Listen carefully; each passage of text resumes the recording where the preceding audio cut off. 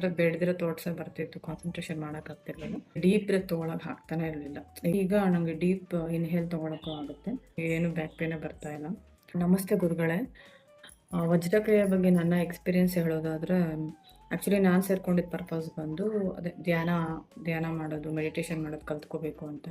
ಸುಮ್ಮನೆ ಒಬ್ಬೊಬ್ಬರೇ ಟ್ರೈ ಮಾಡುವಾಗ ಅದಷ್ಟು ಅಂದರೆ ಬೇಡದಿರೋ ಥಾಟ್ಸೇ ಬರ್ತಿತ್ತು, ಕಾನ್ಸಂಟ್ರೇಷನ್ ಮಾಡೋಕ್ಕಾಗ್ತಿರ್ಲಿಲ್ಲ. ಸೊ ಅದಕ್ಕೆ ಜಾಯ್ನ್ ಆದೆ. ಬಟ್ ನನ್ನಲ್ಲಿ ಸಣ್ಣ ಪುಟ್ಟ ಹೆಲ್ತ್ ಇಶ್ಯೂಸ್ಗಳು ಇತ್ತು. ನನಗೆ ಸೆಕೆಂಡ್ ಬೇಬಿ ಡೆಲಿವರಿ ಆದಮೇಲೆ ಒಂದು 15-20 ಮಿನಿಟ್ಸ್ ಮೇಲೆ ನನಗೆ ನೆಲದ ಮೇಲೆ ಕೂತ್ಕೊಳ್ಳೋಕ್ಕೆ ಆಗ್ತಿರಲಿಲ್ಲ. ಫುಲ್ಲು ಬ್ಯಾಕ್ ಪೇನ್ ಬರ್ತಿತ್ತು. ಬಟ್ ಗೊತ್ತಿಲ್ಲ, ಕ್ಲಾಸಸ್ ಡೈಲಿ ಆಗ್ತಾ 1.5 ಅವರ್ ಕೂತಿದ್ರು. ನನಗೆ ಕಾಲು ಲಾಸ್ಟಲ್ಲಿ ಜೋಮ್ ಹಿಡಿತಿರ್ತೆ ಹೊರತು ಬ್ಯಾಕ್ ಪೇನ್ ಏನು ಬರ್ತಿರ್ಲಿಲ್ಲ. ಸ್ವಲ್ಪನೂ ಸೊಂಟ ನೋವು ಬರಲಿಲ್ಲ. ಆವಾಗ ನನಗೆ ಸ್ವಲ್ಪ ಅನ್ನಿಸ್ತು, ಹೋಗಿದ್ದೆ ನಾನು, ಸೊಂಟ ಹೋಗಿತ್ತು, ಸರಿಯಾಗಿ ರೆಸ್ಟ್ ತೊಗೊಳ್ಳಿಲ್ಲ ಆ ಟೈಮಲ್ಲೆಲ್ಲ, ಕಷ್ಟ ಇದೆ ಮುಂದೆ ಅಂತ.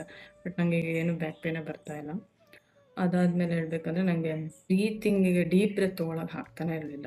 ಯೋಗ ಎಲ್ಲ ಮಾಡಬೇಕಾದ್ರೆ ಡೀಪ್ ಬ್ರೆತ್ ತೊಗೊಳ್ಳಿ ಅಂತ ಹೇಳಿ, ಅದು ಏನೋ ಕಟ್ ಆಗ್ತಿತ್ತು ಬ್ರೀತಿಂಗ್ ಮಾಡೋವಾಗ. ಅಂದರೆ ಡೀಪ್ ಇನ್ಹೇಲ್ ಆಗಲಿ, ಎಕ್ಸೇಲ್ ಆಗ್ತಿತ್ತು, ಇನ್ಹೇಲ್ ಆಗ್ತಿರ್ಲಿಲ್ಲ.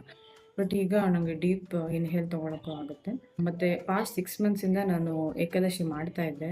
ಬಟ್ ಮಧ್ಯಾಹ್ನ ಅಥವಾ 3 ಗಂಟೆ ಮೇಲೆ ತುಂಬ ಸುಸ್ತಾಗ್ತಿತ್ತು. ಈ ಶೋಲ್ಡರೆಲ್ಲ ಹಸಿವಿಗಿಂತ ಜಾಸ್ತಿ ಶೋಲ್ಡರ್ ಹತ್ರ ಎಲ್ಲ ತುಂಬ ಪೇಯ್ನು, ಕುತ್ತಿಗೆಲ್ಲ ಹಿಡ್ಕೊಂಡಂಗೆ ಆಗ್ತಿತ್ತು.